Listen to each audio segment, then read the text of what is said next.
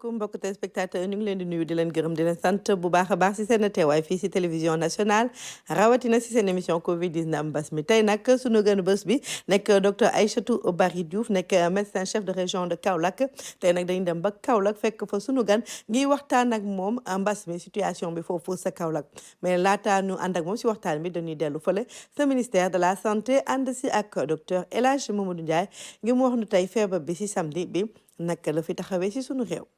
ci ñaari junni ak juróomi téeméer ak ñaar fukk ak juróom-ñaari test yi ñu def ñetti téeméer ak ñeent fukk ak ñaar ñoo ci positif yooyu am nañ ci téeméer ak ñeent fukk ak juróom-ñaar ñooy cas contact amuñ ci benn cas bu jóge bitim réew waaye am nañ ci téeméer ak juróom-ñeent fukk ak juróom ñi nga xam ne ay cas communautaire lañu mooy ñi jot ci mbas mi fekk xamuñu fi ñu ko jëlee wala ki leen ko wàll ñooñu nag seen lim ni la tëddee Kaolack am nañ fukk ak juróom-ñett Thiès am ci fukk ak ñett Saint-Louis am ci juróom-ñeent Mariste ak Touba ku nekk am na juróom-ñett juróom-ñaar ci Plateau ak Liberté 6 juróom-benn ci Kédougou Mbour ak Mbao juróom ci Fatick Guédiawaye ak Richard Toll ñeent ci Diamniadio Linguère ak Rufisque ñett ci Louga Matam Médina Ouakam Parcelles Assainies ak Point E ñaar ci Almadies Amitié 3 Cambérène Dagana Diourbel Grand Yoff Gueule Tapée HLM Kaffrine Kanel Khombol Mékhé Ñaari Tali Ouest Foire Pikine Popenguine Sacré-Cœur 2 ak Tivaouane benn ci Amitié 1 Bambey Cité Sonatel Cité Soprim Derklé Diofior Fann Résidence Grand Dakar Guinguinéo Keur Massar Xar Yàlla Koungheul Liberté 1 Nioro Nord Foire Patte d'Oie Scat Urbam Sicap Karak Sokone Vélingara Yarax Yeumbeul Yoff zone A ak zone de captage téeméer ak ñeent fukk ak ñeent si malade yu entré woon hôpital wér nañu bés ni ki tey dinañu génn bu ci yàlla ànde ñeent fukk ak benn ñoo nekk réanimation ñett malade ñàkk nañu seen bakkan ba su démb ajuma fukki fan ak juróom ci weeru janvier bi ñu nekk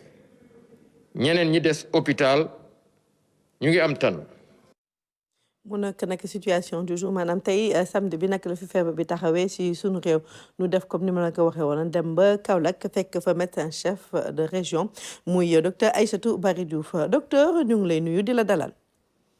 Ramata maa ngi lay fay di nuyu mbokku téléspectateur RTS. ñu ngi lay gërëm di la sant bu baax a baax si sa teewaay si émission bi di ñëw ak yow si situation Dakar mais Kaolack mais balaa loolu nga wax du tuuti sa xalaat si li nga xam ne mooy mbas mi naka la fi taxawee suñu réew tey ñu ngi am 342 cas positifs. waaw 342 cas loolu moom lim ñàngat bi ma ciy def rek mooy ne feebar bi mi ngi continuer di law ci suñu réew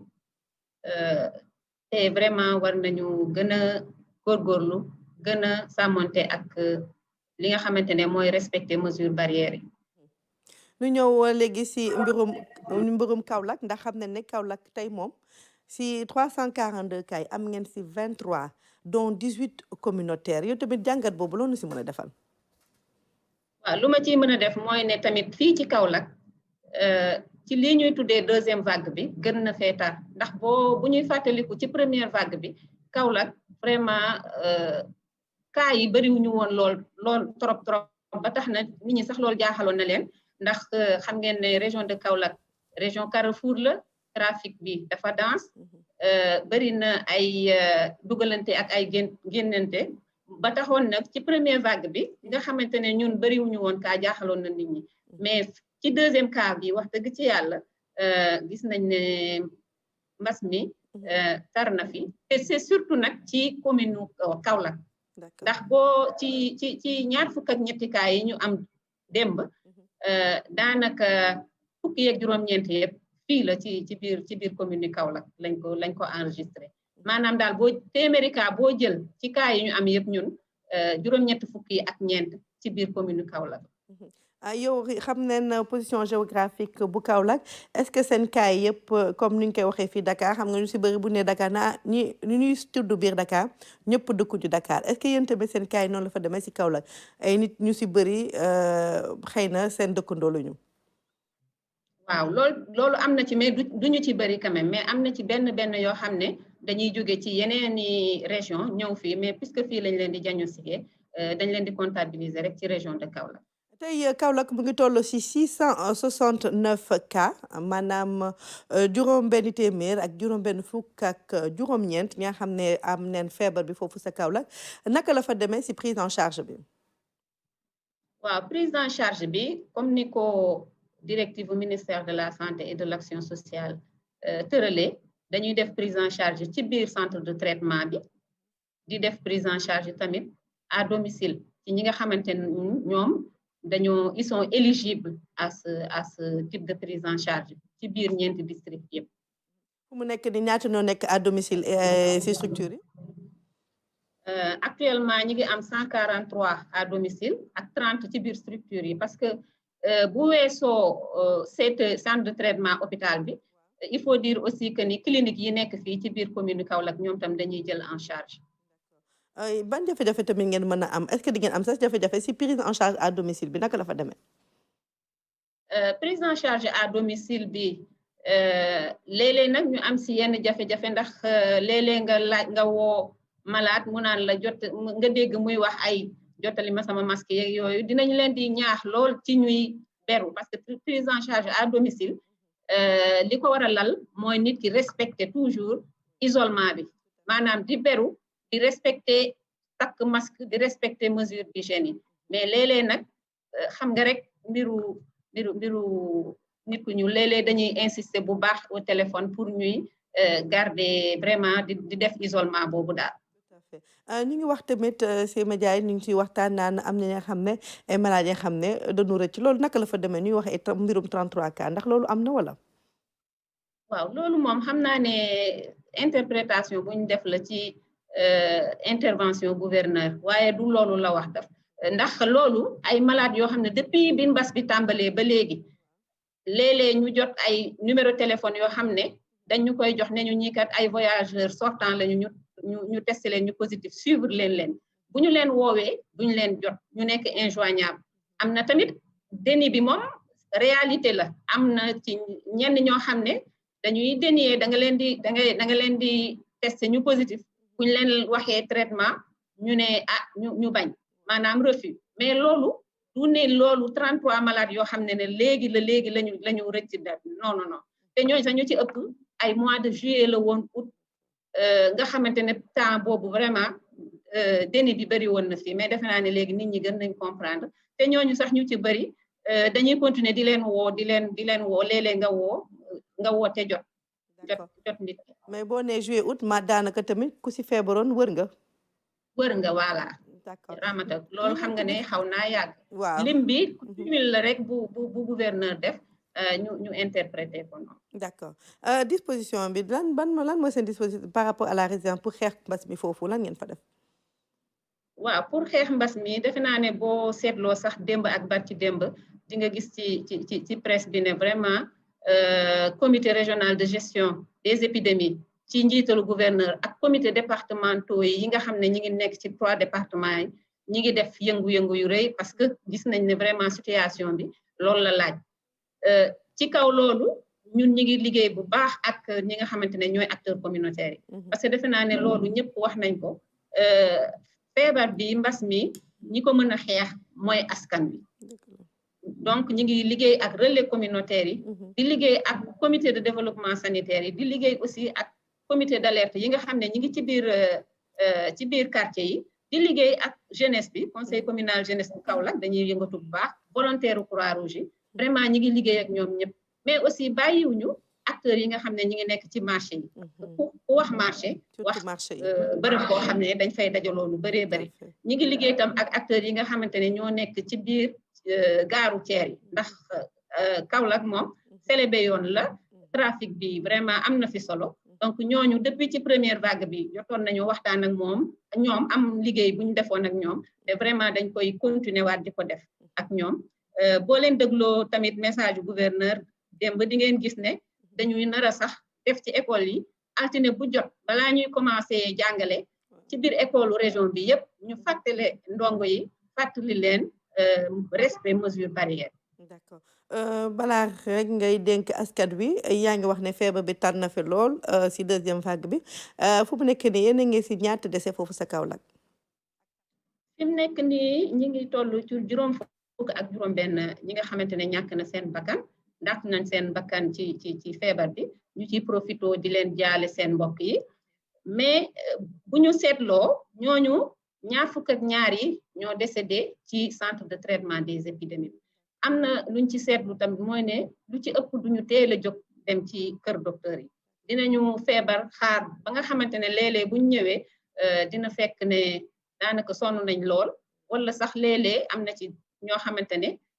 diagnostic bi ci gannaaw bu leen yàlla moomee lañ koy def ñu ciy profité nag di lancer appel pour rek nit ki boo yëgee dara ci sa yaram rek nga teel a daw dem ci kër docteur ndax ñu teel ko gàttandu teel a def li ci war balaa muy andi ay complications yi nga xam ne mooy joxe cas grave. muy lu am solo ñaata cas grave ngeen am fu mu nekk ni fi mu nekk ni ñu ngi ci ñaari cas grave ak juróomi cas yoo xamante ne ay cas sévère lañ sévère maanaam dañuy soxla ñu di leen jox oxygène. D'accord mais matuwaay yëpp mu ngi fa. waaw matuwaay yaa ngi fii ci cas sévère yo parce que am nañu ay lal yoo xamante ne am na ay prise d'oxygène ñoom lañ leen di. D'accord xam naa suba dinañ gën a yaatal waxtaan bi ak docteur Kébété bi nga xam ne mu ngi foofu CT bi si hôpital régional bi ñu ngi lay gërëm xanaa tey lan ngay dénk askan wi si bureau mbas mi. li ma leen di dénk rek defe naa ne mooy rek respecter mesure barrière yi ndax gisoon nañ ne tamit amoon na fi relâchement bu mag a mag loolu defe naa moo andi lii tey ji ñu gën a respecter mesure barrière yi bi ci jiitu mooy takk masque yi ñuy takk masque yi te bu ñuy takk masque yi ñu takk ko comme ni nga xamante ne noonu lañ ko war a takkee mu muur bakkan bi muur gémmiñ bi bañ ko takk rek wàccee ko ci sikkim bi vraiment loolu moom Ramata bëgg naa ko dénk bu baax sama mbokku waa Kaolack yi tamit ñu moytu ndaje yi ñu moytu ndaje yi moytu génn yu bari yi booy génn bu dee loo xamante ne du farata vraiment nga toog moo gën loxo yi tamit cetu loxo yi di faral di raxas suñuy loxo lu bari ak ndox ak saabu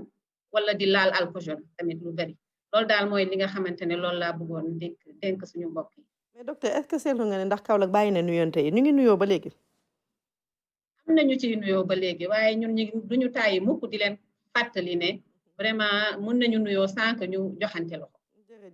jërëjëf docteur Aïssatou Bary Diouf nekk médecin chef région Kaolack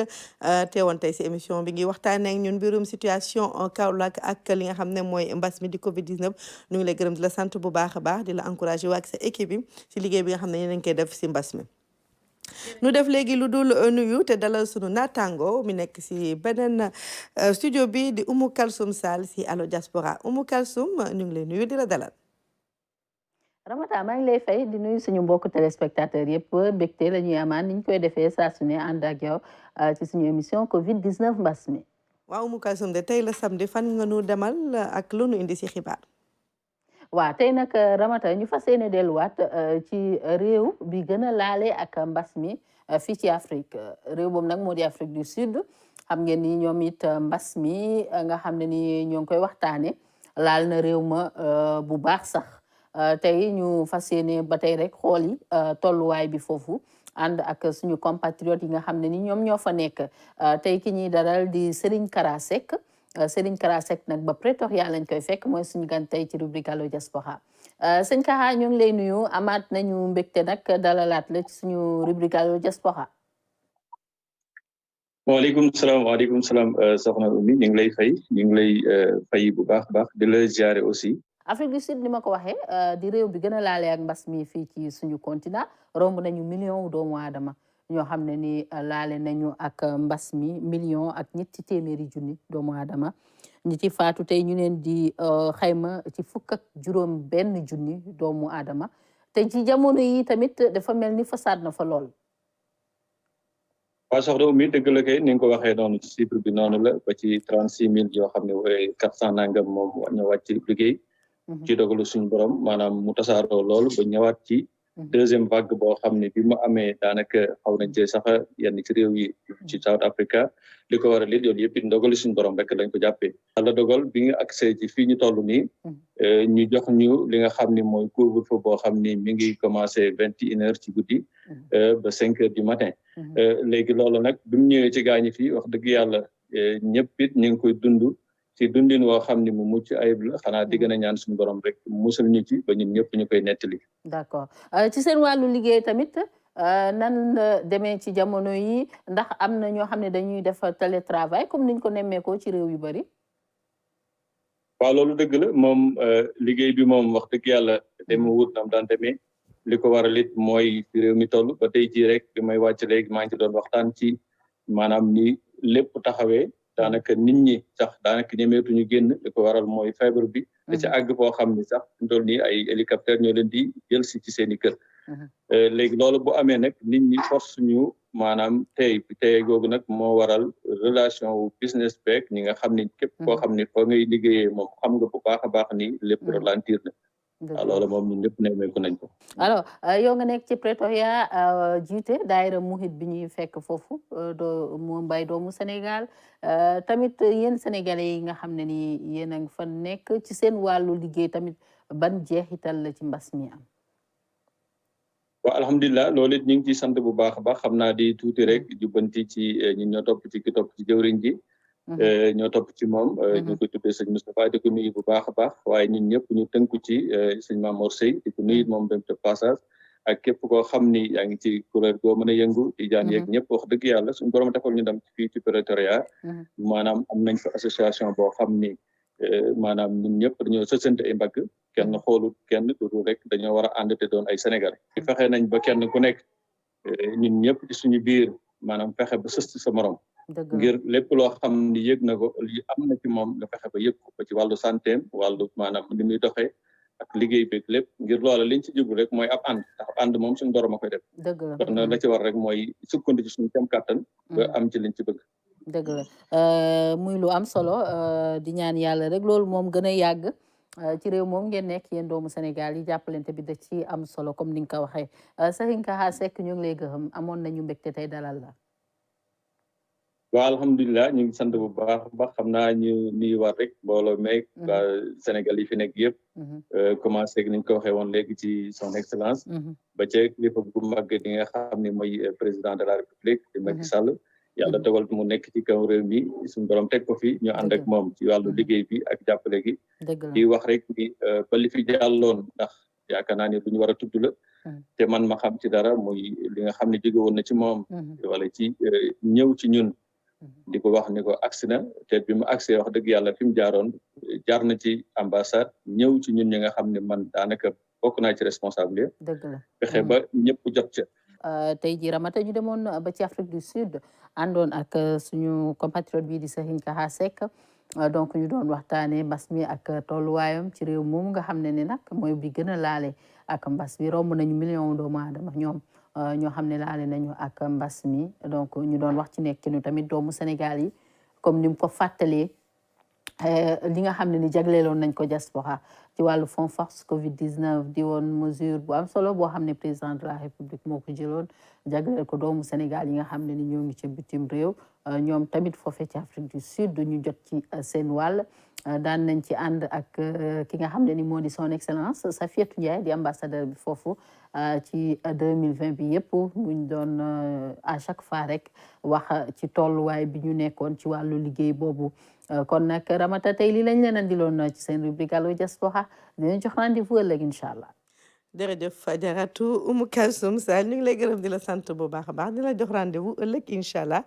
di gërëm sa gan bi nga xam ne mi ngi jógee Afrique du Sud di bàyyi xel bu baax yi nga xam Sénégalais yi nekk Afrique du Sud di leen nuyu di nuyu wàlle bu baax waa diaspora bi comme ni koy defee saa su ne di leen bàyyi xel rek di leen ñaanam si mbas mi nga xam ne métti na si ñëpp nu nuyu te dalal Fatoumata Savané Saleh Fatoumata na nga def. Fatoumata ma lay fay di nuyu ñëpp ñi nga xam ne ñu ngi ñuy seet. alors Oumou Kalsoum mu ngi dem Afrique du Sud kon tey loolu mën a wax si Afrique globale tey ñaata la ñu am. waaw tey ñu ngi toll ci 3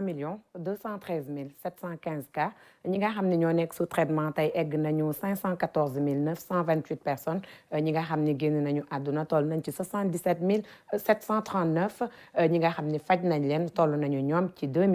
621 022 personnes yoo xamante ne yëkkati nañ leen ci li nga xam ni mooy mbas. balaa ñu ñëw Sénégal rek fan nga taxaw tey Afrique. waaw Afrique du Sud bi Oumou Kalsoum jóge parce que xam nañ ne ñoom ñoo njëkk ci réew yi nga xamante ne ñoo ëppale li nga xamante ne mooy lim ci wàllu mbas mi ñoom tey ji toll nañu ci li nga xam ni rek mooy 1 311 686 cas Afrique du Sud tey 14 880 cas la enregistré en 24 heures yokku ci ne dépassé na la nga xam ni mooy cap des 1 300 000 maa ngi ko doon wax léegi teg ci également ni que jamono ji ñuy wax ñoom ci wàllu vaccination la ñu am tolof ndax dañoo d'accordagul ak benn maanaam firme pharmaceutique boo xam ni moom la ñu war a waxal pour mu jox leen ay vaccin ba pare ci beneen wet bi ñoom ñu nekk réew boo xam ni fii ak quelques mois dañu war a produire ay vaccin yu jóge ci seeni usine mais ñoom waruñu ko utiliser parce que vaccin yooyu ay dëkk yu am doole ñoo ko moom Europe dañ ko commandé ñoom seen usine war ko génnee te dina leen romb nii di dem te ñoom duñ ci am parce que li ñu jàpp mooy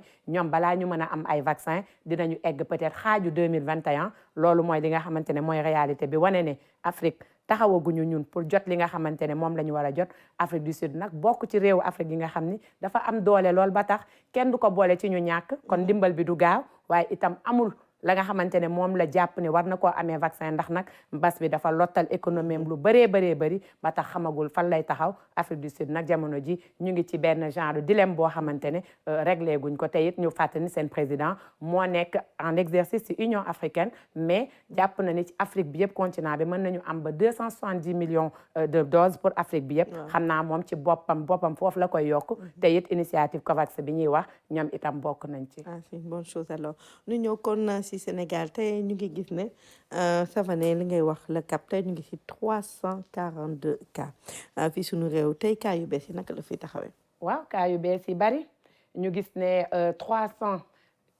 342 cas yoo xamante ne 195 yi dañu issu ci transmission communautaire loolu moo si gën a tiitlu 13,53% loolu mooy sunu taux de positivité ñu gis ne Dakar 213 la am tey fa nga xam ni mooy Saint-Louis du Sénégal enregistré 21 cas fële nga xam ni ñooy Thiès ñoo am 34 cas Diourbel am 15 cas ñu gis Kaolack tey 25 la am fële nga xam ni mooy Kaffrine am juróom tey Ziguinchor ak Kolda ñoom ak Sédhiou ñoom ñoo amul benn cas ñu gis ne fële nga xam ni mooy Kolda ñaar la ñu am fële nga Kédougou également am 6 cas Tambacounda tey amul benn cas Matam moo am juróom également Louga am juróom-ñeent. les cas globaux ci région yi naka la fi mu demee. waaw Dakar ba léegi moom moo nekk en tête xam nañ ni Dakar moom dépassé na presque li nga xamante ne léegi mu egg ci 15000 egg nañ ci 15050 cas pour Dakar tey jii depuis mbas bi mu dooree ba léegi ñu dem ba Saint-Louis fekk fa ñu am 762 cas fa nga xam ni mooy Thiès 2527 la ñu toll alors que Diourbel mi ngi ci 1195 cas fële nga xam ni mooy Fatick 464 la ñu am fële nga xam ni également mooy Kaffrine 59 Kaolack am 682 cas yaa ngi ko doon wax sànq Kolda nekk ci 234 ñu gis ne fële mu nekk Kédougou ñu ngi ci 246 alors que Tambacounda 165 la ñu enregistré Matam moom mu ngi comptabiliser la nga xam ni mooy 257 cas bu ñu boolee Ziguinchor ak fa nga xam ni mooy Sédhiou ñoom moom xam naa ni egg na presque 700 cas benn bi 531 la def beneen bi 155 cas mi ngi noonu pour tout le Sénégal jàpp nañu daal Dakar fu mu nekk nii moom moo jël lépp ak 15020 cas. alors ñu ñëw ci situation Dakar moom naka la fi taxawee. waaw ak li nga xamante ne mooy 15000 cas yi ba léegi Dakar Ouest moo gën a bëri bu ñu weesoo foofu Dakar Sud moo ci topp mi ngi noonu Dakar Ouest ñu ngi ci 3532 cas alors que Dakar Sud moom mi ngi nekk ci la nga xam ne Dakar Centre 3451 cas Dakar Centre ñoo koy joxante voilà ñoom ñaar ñoo nekk ci 3500 3400 cas Dakar Nord mi ngi ci 1838 alors que fële nga xam ni mooy Dakar Sud 2842 mu mel ni rek Dakar daal ñoo jël lépp lu gën a bëri boo xoolee sax carte bi ak rouge bordeaux yi mooy fi gën a am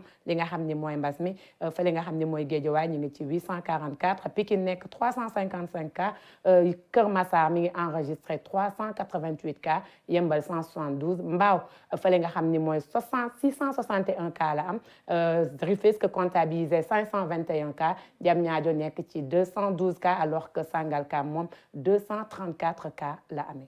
Merci beaucoup Savané si li nga xam ne dafa nga nu koy tey sur le point de la maladie fii si suñu réew nu ñëw si àdduna gi bi moom nag naka la fi taxawee ndax moom tamit mu ngi continuer di law di dem. waaw mi ngi law di dem ndax tey li ñu enregistré si cas en 24 heures dafa xaw a takku. egg na 747 572 cas en 24 heures. loolu itam moo tax ba tey egg nañu fa nga xam ne mooy 94 millions de cas depuis bi mbas mi dooree ba léegi waaye itam fàttali ni ñi nga xamante ne ñi ngi leen di faj am nañu tamit solo 57 millions yi 51 millions yi teg na 899 939 donc ñu nekk ci 55,8% ci ñi ñu faj mi ngi noonu 94 227 987 personnes ñoo amee mbas mi bi mu duggee si àdduna bi ba léegi ñi nga xam ne génn nañu àdduna également romb nañu tey les 2 millions ñu ngi ci 2 millions 16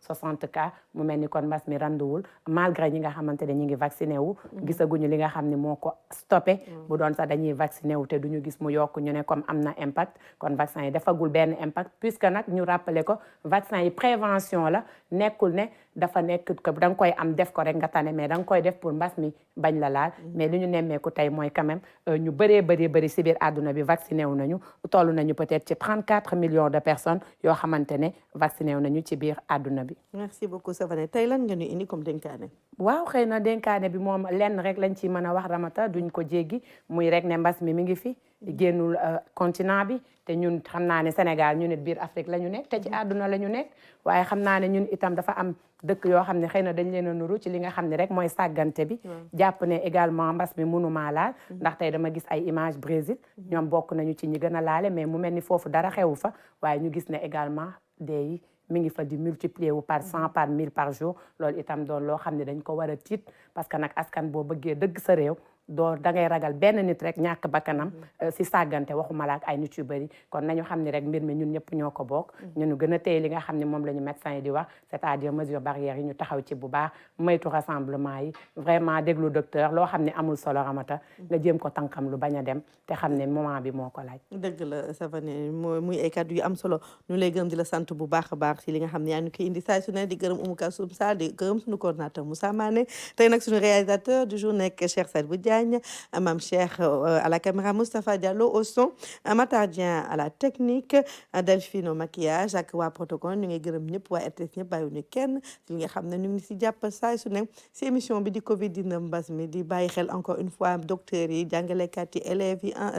étudiants yi ñëpp waa diaspora vraiment bàyyiwuñu kenn di ñaanal ñëpp vraiment yàlla musal leen tey nag dañuy def un petit clin d'œil ak waa Kër Massar ndax waa Kër Massar ñoom nee na ñu ngi suivre émission bi duñ si bàyyi nag Mamadou Dia ak waa këram yëpp kon nag waa Kër Massar ñu ngi leen di bàyyi xel bu baax a baax yéen tamit di leen ñaanal bu baax si mbas mi ñu ngi leen di ñaanal guddik jàmm